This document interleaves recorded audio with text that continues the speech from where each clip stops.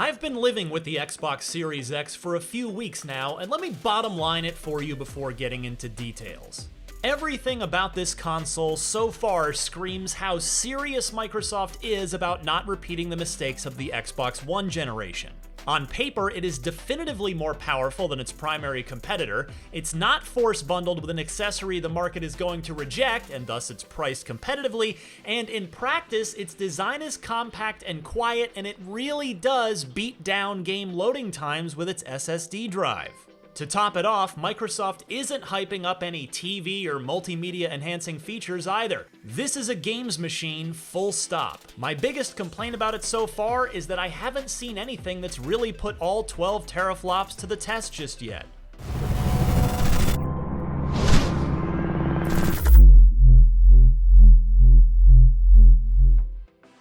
More specifically, I've played a total of 4 optimized for Series X games thus far, 2 old and 2 new. Upgrades to Gears 5 and Gears Tactics, the latter of which is new to console players, as well as new releases Dirt 5 and Yakuza Like a Dragon.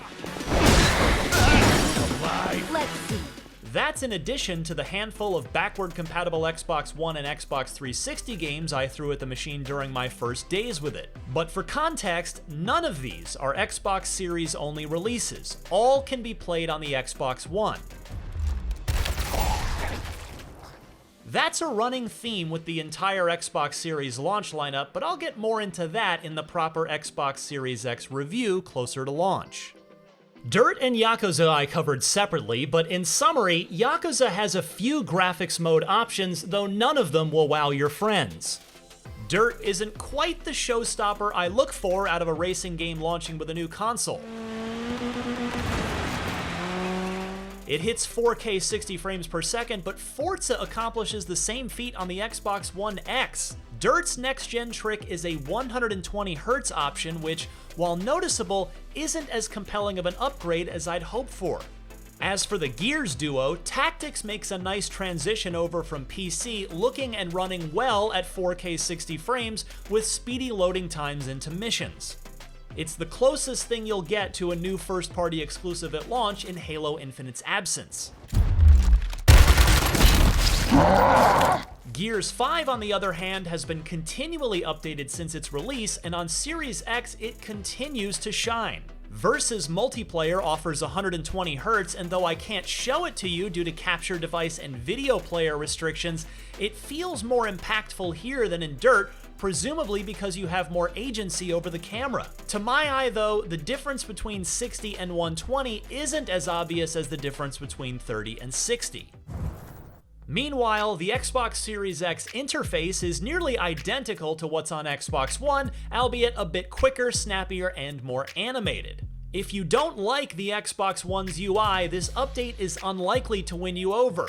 Until you try Quick Resume, which is a game changer, a literal fast game changer.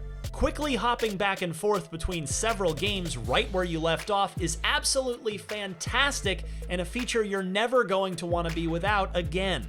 The same can be said of the Series X's NVMe SSD hard drive. It's the biggest quality of life upgrade the Series X offers. It made an immediate and delightful first impression in my original preview of the console, and with more time, the best thing I can say about it is that you quickly take it for granted because it's baked into everything.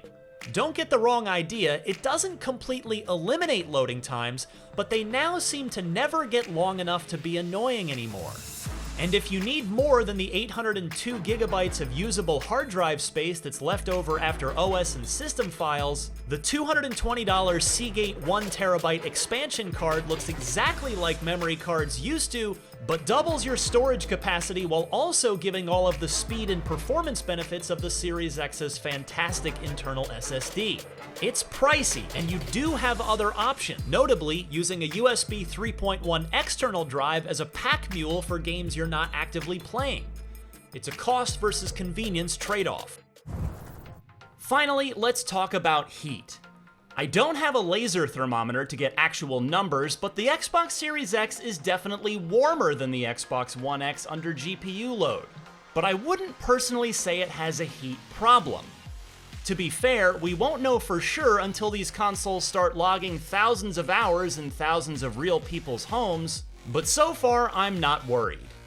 Does it exhaust warm air out of the top? Yes, it's designed to. Cool air gets pulled in through the bottom, routed up through the chassis, and the warm air is released through the large vents on the top of the Series X. I pressed my hand into the top of the console and held it there after a long gaming session with Gears 5 and then Gears Tactics. It was warm, yes, and again, warmer than the Xbox One X, but it was hardly enough to make me want to pull my hand away out of discomfort. At idle, in fact, the air coming out of the Series X is barely lukewarm. It's also whisper quiet all the time. In all, the Xbox Series X speaks to Microsoft's focus on building a serious games machine. The Xbox One X also gave off the same vibe, but from a generational perspective, it's a focus I haven't seen from Microsoft since the Xbox 360. Now the energy must shift to getting back to something else Microsoft did well in the 360 days, building great exclusive games. The good news there, though, is that once the company does that, it's got an excellent console to run them on. For more on the Xbox Series X, check out our Xbox Series X hands-on previews of Dirt 5 and Yakuza Like a Dragon, and for all of your other next-gen needs, stick with IGN.